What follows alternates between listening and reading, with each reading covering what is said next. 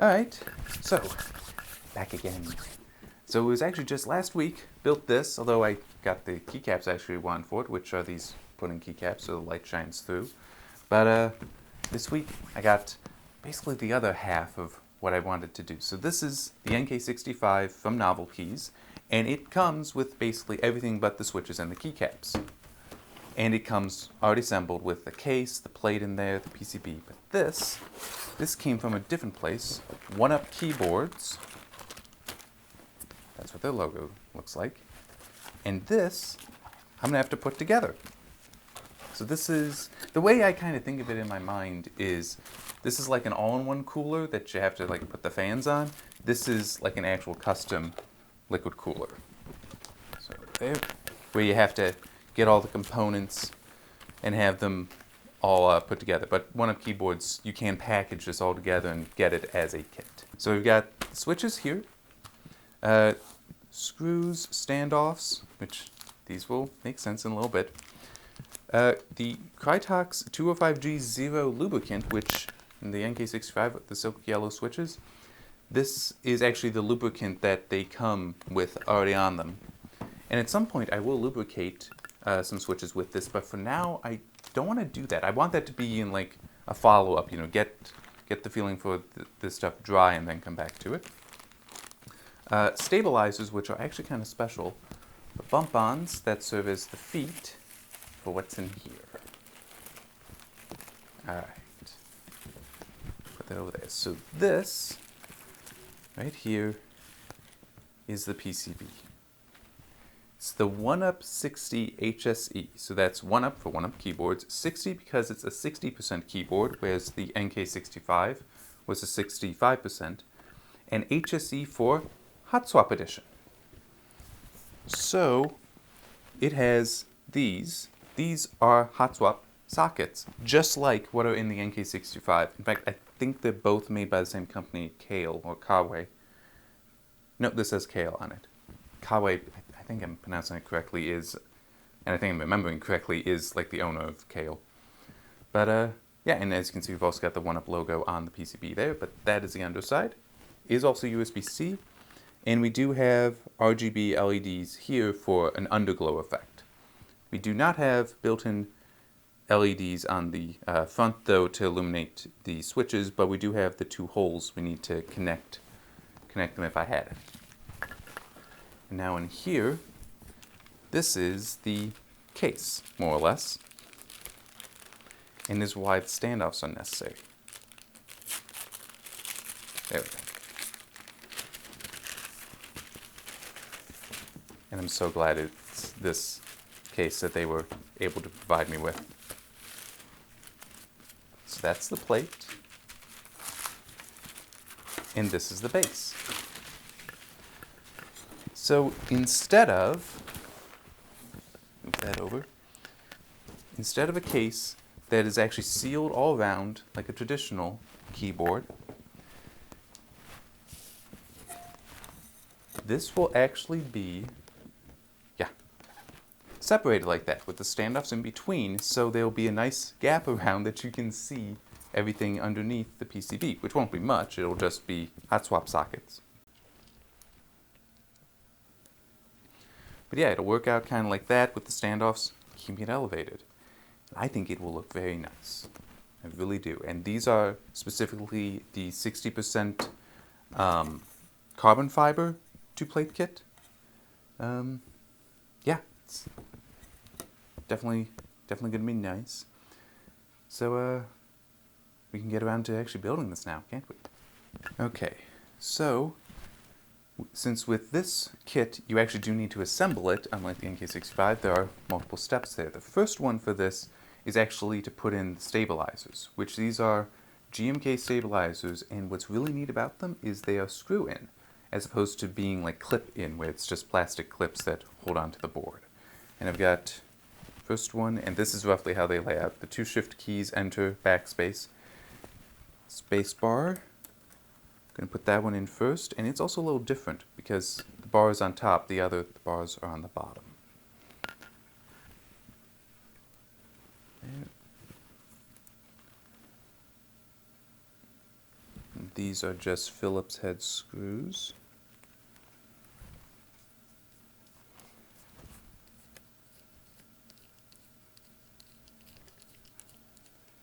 Is that just not catching?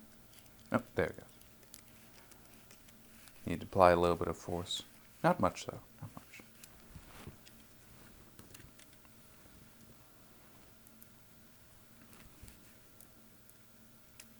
When I looked, these were, I believe, $13 at 1UP.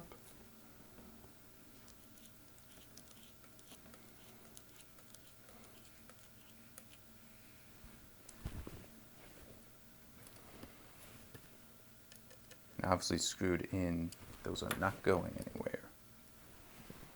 So there.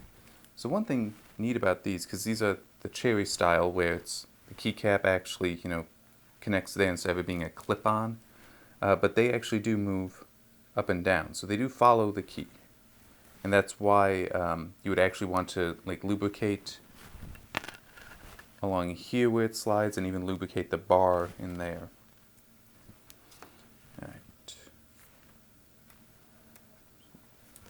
This one now.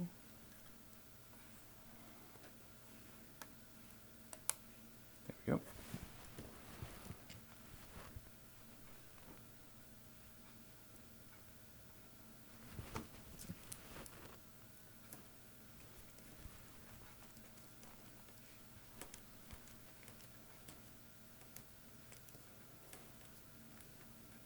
And since I just spotted it there, I'm pretty sure this is a reset button. So we can hit that if there's ever, it gets into a weird state, or I believe it'll also work for putting into the mode so you can flash the firmware. Obviously it's right now only going to be, once assembled, it'll only be useful when you can take apart the keyboard to get there. That's why you have typically a button in the key map to put the keyboard into a reset mode. But there's also a way to do it without that button. Something like while it's unplugged, hold down escape, plug it in, it'll start up into the mode, into the reset mode.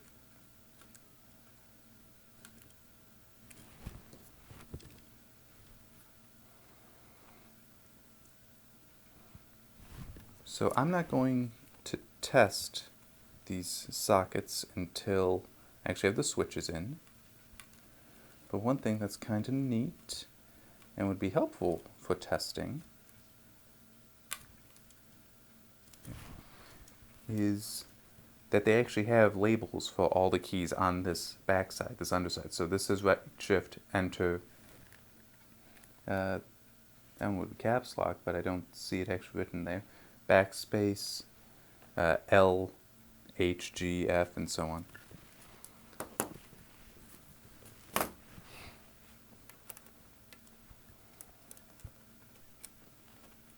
You do need to apply some force for the screws to actually grip into the plastic.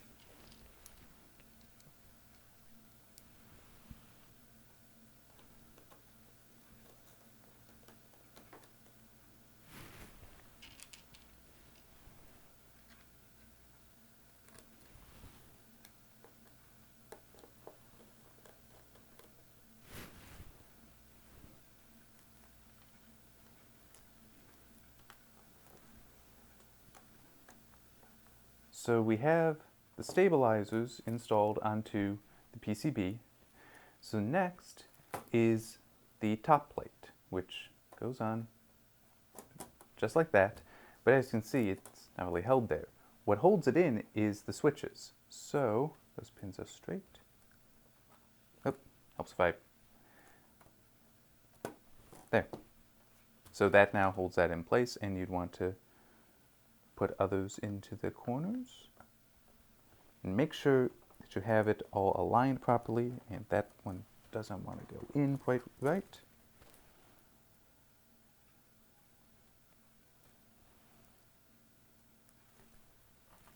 Okay, I'm just going to pull that one. Maybe it'll like a different socket better, or I was just putting it in poorly. Always make sure that the pins, by the way, are straight. There. It just doesn't want to go in right there.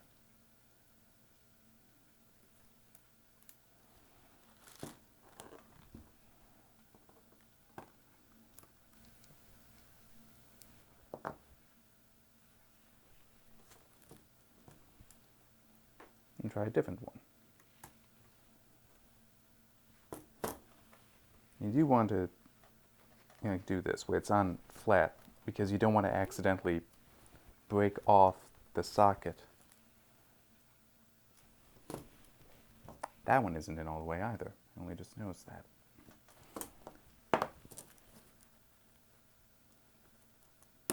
There we go. Okay. Yeah, everything's on there right now. Okay.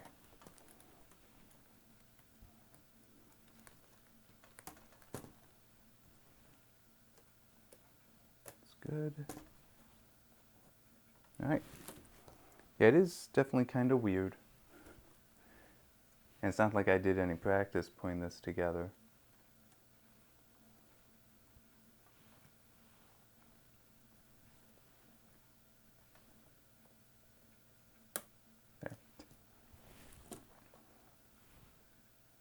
Yeah, so the switches actually hold the plate in place.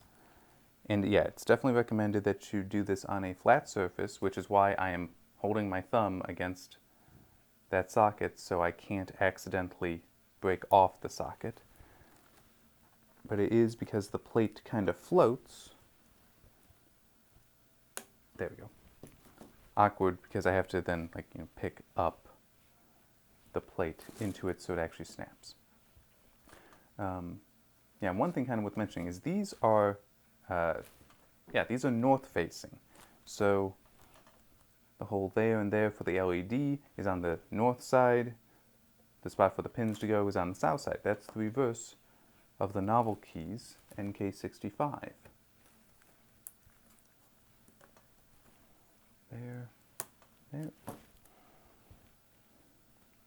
Oh, that one is very badly bent. And fixed.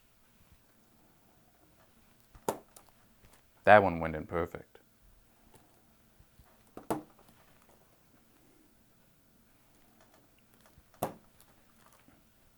Yeah, so it definitely looks like once you get a few in there, it really holds it in place nicely. Alright, they sent me 65 of these switches. I believe the PCB actually has 61 sockets. And once I have these all in, I will pull up the key tester in VIA and make sure that they all work. Okay, so almost done here, just last 5 switches to put in. And there's one thing I forgot to mention that is kind of important. So I said at the start of all of this that this is more like a custom liquid cooling loop, while the NK65 is more like an all-in-one. That's because this plate on top can be used with basically any 60% keyboard, although it is limited to ANSI. You can't change some things around, I'm pretty sure. I could be wrong on that. I could be misremembering. But also this PCB can be used with any 60% case. It's not limited, well, any 60% ANSI case. It's not limited to this PCB has to go with this plate.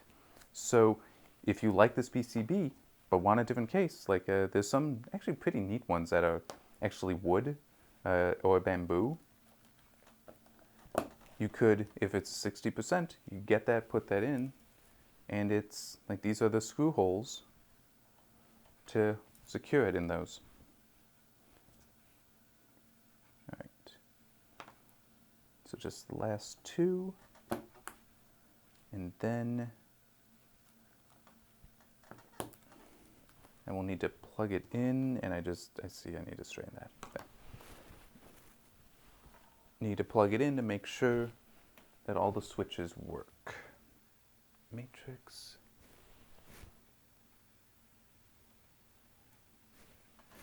Okay, so that one.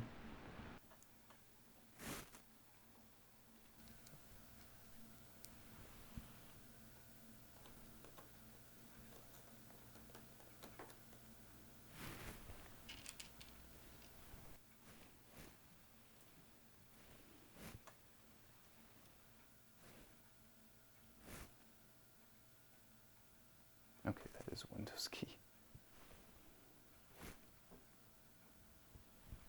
All right, so it's the underglow is already on.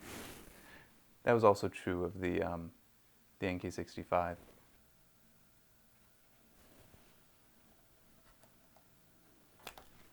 Oh, yep.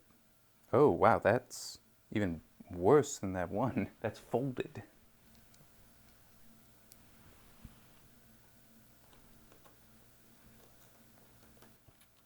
And, well, hang on. I can do this. Kind of bright, but okay, good. You can just if you bridge the socket on, like I did with those tweezers, you can make sure that it does in fact work. There, yep, yeah. So it was just that switch. That pin is so bent. I'm sure we can fix it though. But fortunately, they sent 65 only needs 60 switches for this. Sorry, 61 switches, so 4 spares. That one, even if it were completely a lost cause, we'd still be good. All right, so it all works, so we can move on to the final assembly.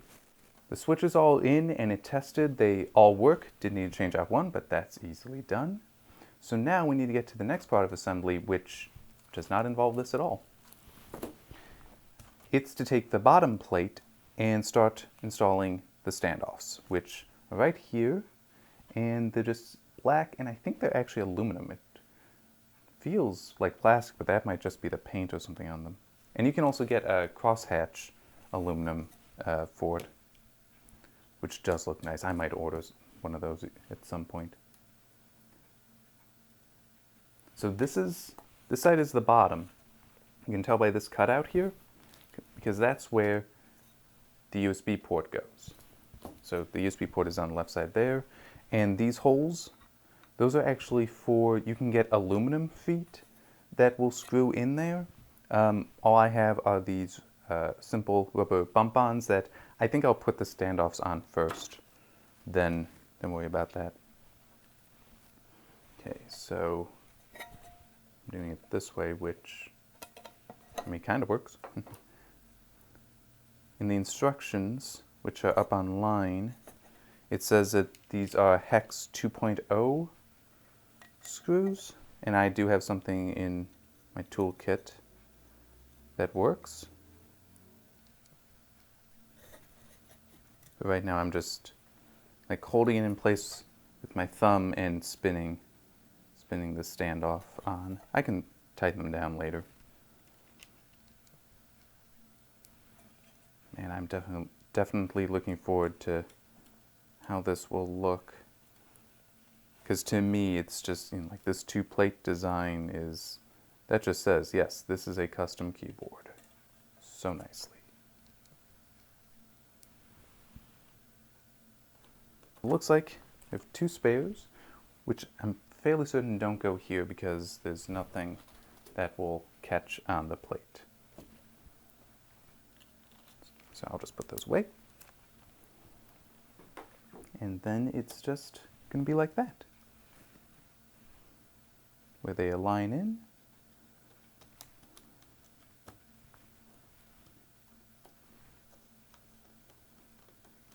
Screw that down.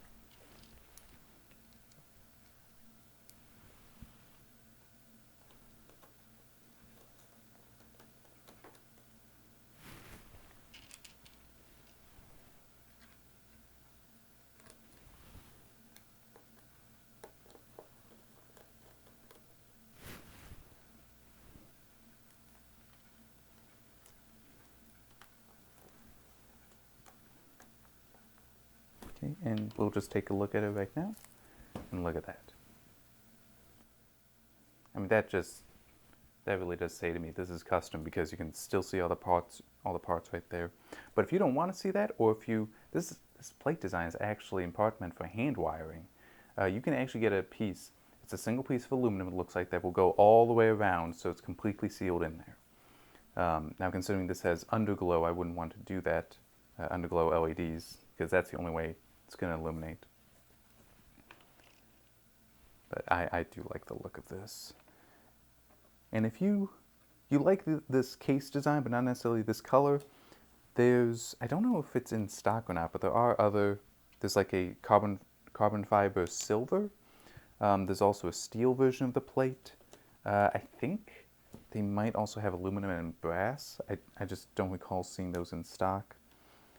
They've been very busy with filling orders and getting stock in and all that. So we have this all assembled. I haven't put on the bump-ons yet. I may do that later, or I might not bother with it. I kind of like this nice clean look. We'll see. So all that remains are to put the keycaps on here, and for comparison, you can see it is a bit smaller, which makes sense because it basically doesn't have this whole row there, but whole column, same number of rows though. So it's just narrower, but it's about the same in other regards. So I'm gonna put that away and pull these out. Yeah, so the reason I got these specific keycaps, the Drop Skylight series, double shot PBT, shine through in white, is because I knew that this was going to be a black carbon fiber plate. It's just, I think that the white on black will look good. There. All right. It is nice that these come in these trays. And I just picked a random one to start with. But I do, the tray is nice with the plastic rows there, but being able to just pull out the paper helps a lot as well, because it's a little tight in there. And because I didn't say it, these I did have to purchase. Everything else, though, has been provided. All the switches, for both the novelty switches and the switches from 1UP, the kits themselves have been provided by the respective sellers as well, and I'm very grateful for that.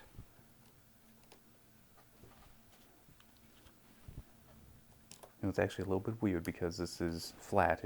I'm used to there being an angle, even when putting on the keycaps. Like that. Yeah, so the NK65, that's an 8-degree angle that you cannot change at all. Whereas this, it's currently flat, and with the bump-ons, it looked like those were all the same size. So, there.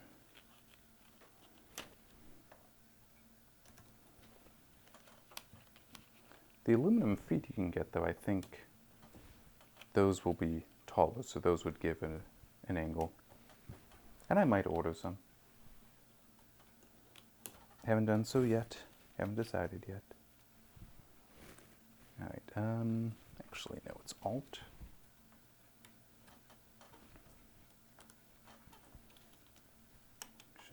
Menu. Control is actually put up there because that's where it fits. Okay. Pull this out. Yeah, it's not the fanciest of trays that keycaps can come in, but these keycaps came in bags. I mean, it was pressed in such ways so each row was in its own section of the bag and they wouldn't spill over, but it's still, if you wanted just one keycap out, you had to push out the whole row, especially if it was stuck in the middle.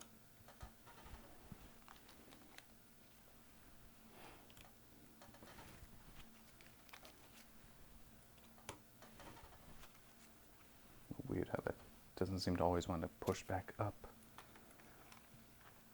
Probably just needs a little bit of breaking in.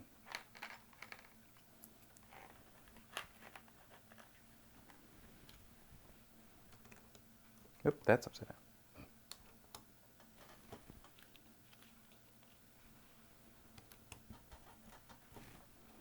Yeah, one thing you do need to make sure of with the long keys, though, is that they are pushed down completely. Because that could also be what was up with the spacebar not wanting to come up. As if just one side wasn't completely pressed down, so it was just wedging and couldn't come up.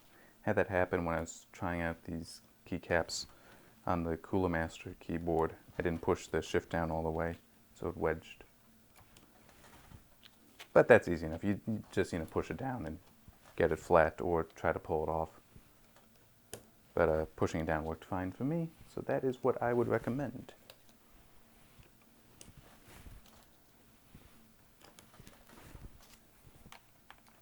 Now, unfortunately, though these are shine-through keycaps, I do not have backlighting for the keys. I can. We do have the holes on the PCB for it, but they don't come with it already in there like the NK65 does, with the surface mount RGB LEDs in there. And it's also, since you'd have to solder the LEDs on, you can't remove the switches anymore. Although there are mods, apparently. Oh wait, no, I don't want to use that. That, the escape key. There. All right.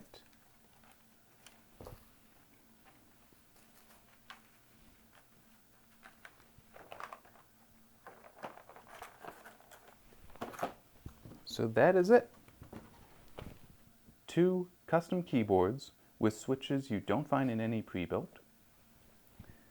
The NK65 from Novel Keys, thank you very much for providing that Novel Keys, and the 1UP keyboards, 1UP 60 HSE for Hot Swap Edition in their carbon fiber 2-plate plate kit, and it is very nice looking.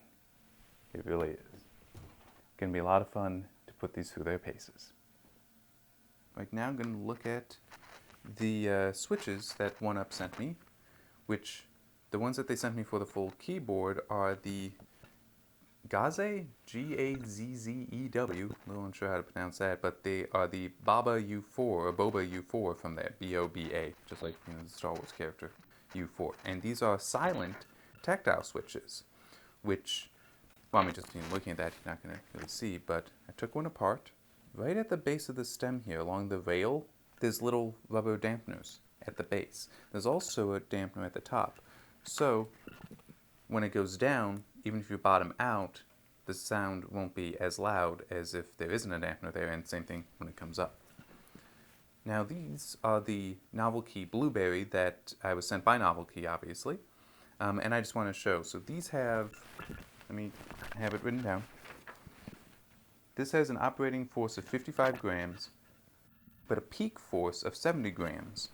And a bottom out of 80. So the peak force of 70 means you need to get over that bump 70 grams of force there, whereas the Boba U4s is 68. That's 1UP only has listed as 68, which might actually be the bottom out force. So the peak force might be different.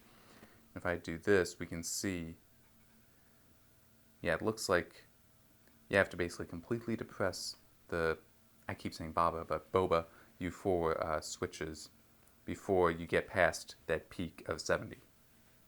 So, yeah, but you do also see there's a little bit of pre-travel on the Novel Key. Now, this is what they sent me 65 of so that I can put them in the keyboard. So the other thing that 1UP sent me was some samples of Otemu Silent Sky and Phoenix switches. The Silent Sky is also a tactile switch that is silenced, and they have 2 versions of them at 1UP. The 62 gram, which is this one, and the 68 gram, which is what I took apart. And it also has, it would probably be hard to see in the video, but it also has rubber dampeners on it. Whereas the Phoenix is actually a clicky switch, but it uses a click jacket that's actually designed so it clicks twice, kind of like the Box Jade here. There was a click bar that clicks twice. So I figured we could take a look at that. So here we have the click bar, and I can just, that's fine. There.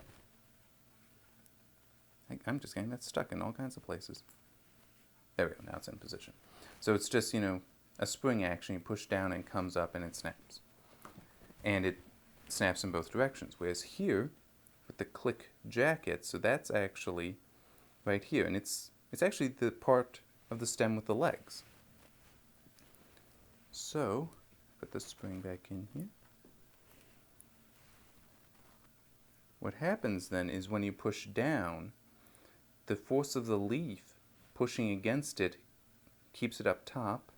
It's a little misaligned. There we go. So when you go down far enough, it's released, and then it snaps down. But when it comes up, it actually has the same thing happen, where it is getting caught, and then it fires up.